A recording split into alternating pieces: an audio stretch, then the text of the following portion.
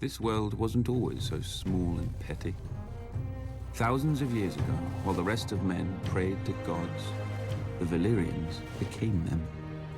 Through magic or sheer will, they mastered the greatest creatures in history.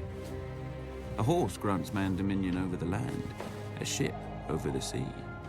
But dragons gave us the sky, and everything and everyone beneath it. At its height, my ancestors ruled the known world. Whatever parts we didn't weren't worth knowing. Our capital of Valyria shamed the magnificent cities of the east, for hammers and chisels were no match for dragon fire and sorcery. It was a city and an empire built to last until the end of time. It didn't. 400 years ago, the doom fell on Valyria.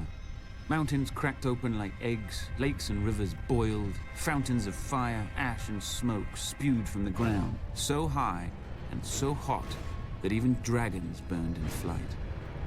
The land splintered, and the angry sea rushed in. In hours, the greatest city in history became history. But my ancestors didn't burn or drown with the rest of their race. 12 years before the doom, despite the sneers of his rivals, Aenar Targaryen abandoned the capital with his family.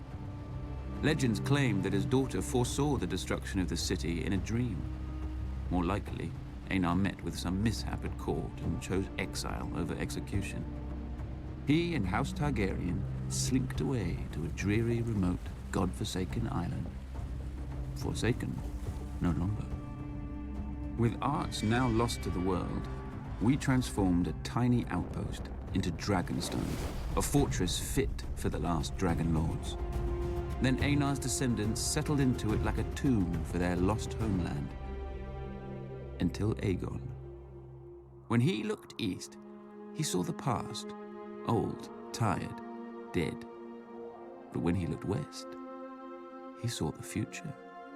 Gold in the ground, gold in the fields, and no dragons in the sky but his. He and his sisters, Rhaenys and Visenya, flew over the great continent, ostensibly visitors to a strange land. But when Aegon returned, he ordered construction of a massive table carved in the shape of Westeros, with all the notable rivers and mountains that they had seen. A personal map of the Seven Kingdoms, then ruled by 7 squabbling families. House Durrandon held the Stormlands from their seat at Storm's End, due south of Dragonstone. House Hora of the Iron Islands had also conquered and enslaved the Riverlands and ruled them from Harrenhal, a monstrous castle rising on the shore of the God's Eye. House Stark held the frozen wasteland of the north, the oldest, largest, and emptiest of the kingdoms. House Lannister held the Westerlands, the wealthiest kingdom, thanks to their gold mines. House Gardner held the Reach, the second wealthiest kingdom, thanks to their crops. House Arryn held the Vale, or rather the Vale held them. The mountains were impassable, except through the Bloody Gate, which had never been taken. House Martell held the deserts of Dorne, probably because no one else wanted them. Together, the 7 kingdoms made Westeros, a realm that wasn't yet a realm, ruled by great families who didn't know what greatness was. Aegon would teach them.